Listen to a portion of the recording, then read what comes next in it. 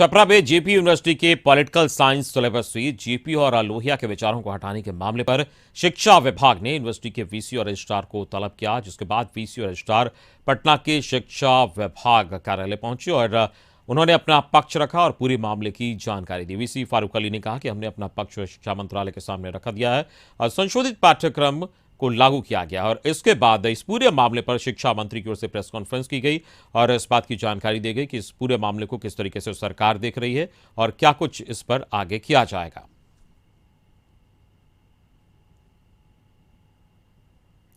और आपको बता दें कि इस मामले को लेकर लगातार विरोध भी दर्ज कराया जाता रहा है। आरजेडी सुप्रीमो लालू यादव ने भी इस मामले पर ट्वीट कर अपना विरोध जताया था और जिसके बाद ये पूरा मामला तूल पकड़ा था। इसके बाद शिक्षा मंत्री की ओर से इसको लेकर प्रेस कॉन्फ्रेंस किया गया।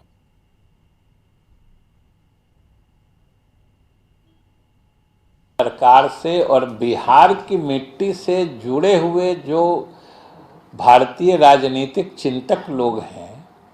उनके विचारों को पाठ्यक्रम से बाहर करने की इजाज़त हम लोग नहीं दे सकते हैं और इसके लिए जो भी उपाय होगा हम लोग कर रहे हैं। और इस वक्त हम सीधे चले गए, ब्यूरो चीफ अशोक मिश्र हमारे साथ जुड़े हैं। जी अशोक, इस वक्त अगर देखा जाए इस पूरे मामले पर शिक्षा मंत्री की ओर से प्रेस कॉन्फ्रेंस किया गया, सीधे तौर पर यह कहा कि सरकार इस पूरे मामले को देख रही है और ये बिल्कुल अनियमित है कि जो विचार को जो हटाया जा रहा है इसको ध्यान देने की काफी जरूरत है। क्या कुछ लगता है इस पूरे मामले को लेकर? बिल्कुल, देखिए अमित, जिस तरह से यह मामला मीडिया की सुर्खियों में आया उसको लेकर के सरकार बैकफुट पर दिखी। हालांकि उच्च शिक्षा राज्य सरकार के अधीन नहीं है और ये महामहिम राज्यपाल के अधीन है और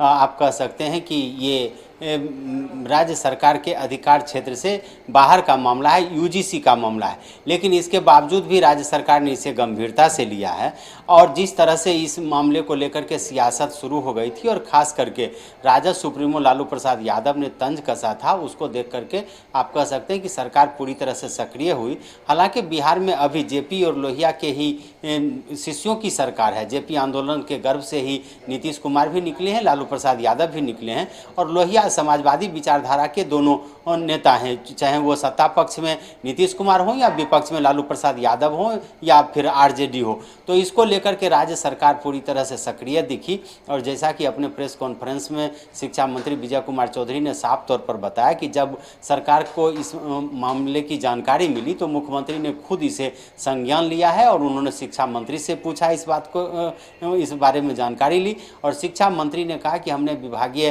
अधिकारियों को निर्देश दिया और वाइस चांसलर छपरा विश्वविद्यालय जेपी जयप्रकाश जी के नाम पर ही वह विश्वविद्यालय है, तो ऐसी परिस्थिति में वहाँ के वाइस चांसलर और वहाँ के रजिस्ट्रार को तलब किया गया। उन लोगों ने अपनी सफाई दी है, राज्य सरकार इसकी जांच करा दे रही है। और दूसरी बात है कि शिक्षा मंत्री ने साफ तौर पर कहा कि जो भी महापुरुष हैं बिहार के या जिनके